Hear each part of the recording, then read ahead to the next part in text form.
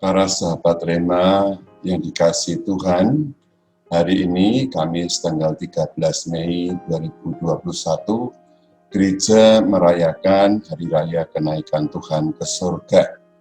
Dan ini bertepatan dengan saudara-saudari kita umat Muslim yang hari ini merayakan Hari Raya Idul Fitri.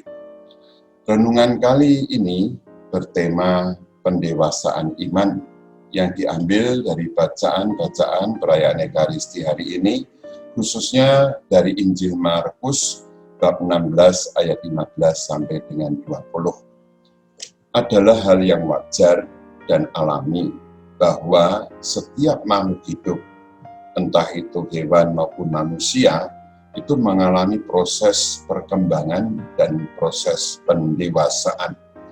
Ketika seorang anak kecil sudah mulai dapat berjalan, maka orang tuanya tidak akan menuntun anak itu lagi. Anak itu dibiarkan berjalan sendiri, karena dia sudah bisa berjalan sendiri. Demikian juga dengan kehidupan iman seseorang. Iman harus bertumbuh menjadi dewasa, mulai menghasilkan sesuatu. Dan ini terjadi pada murid-murid Yesus.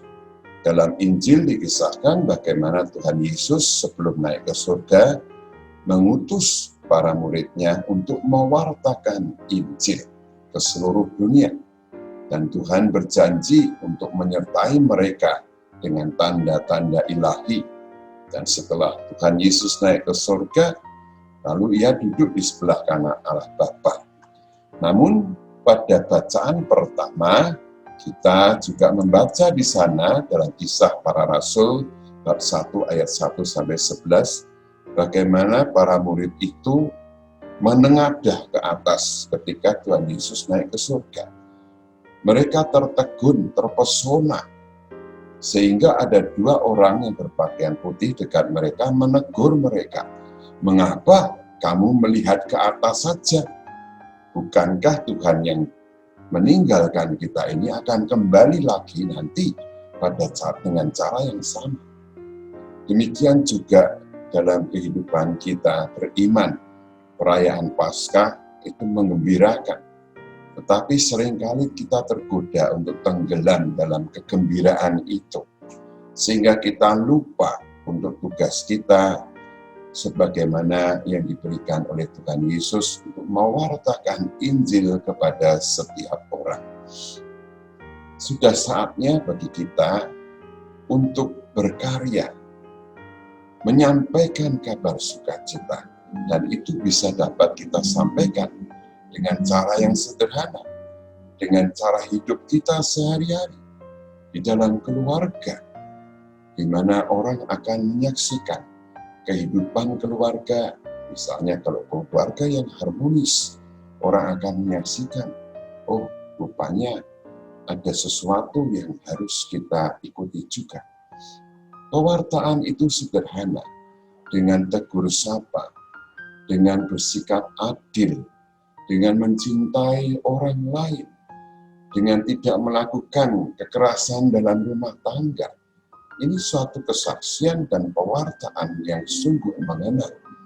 Oleh sebab itu kita diajak dalam kesempatan ini, dalam Hari Raya Kenaikan Tuhan, untuk mulai menyadari diri sebagai orang yang diutus, mewartakan kabar sukacita itu kepada setiap orang yang kita jumpai.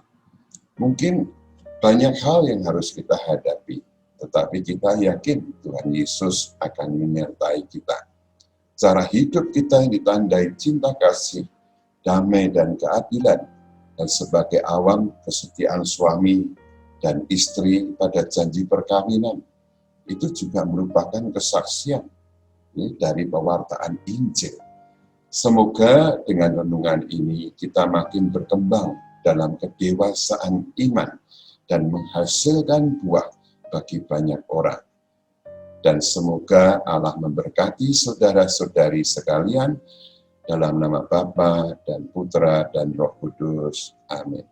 Keluarga Kudus Nazaret, doakanlah kami.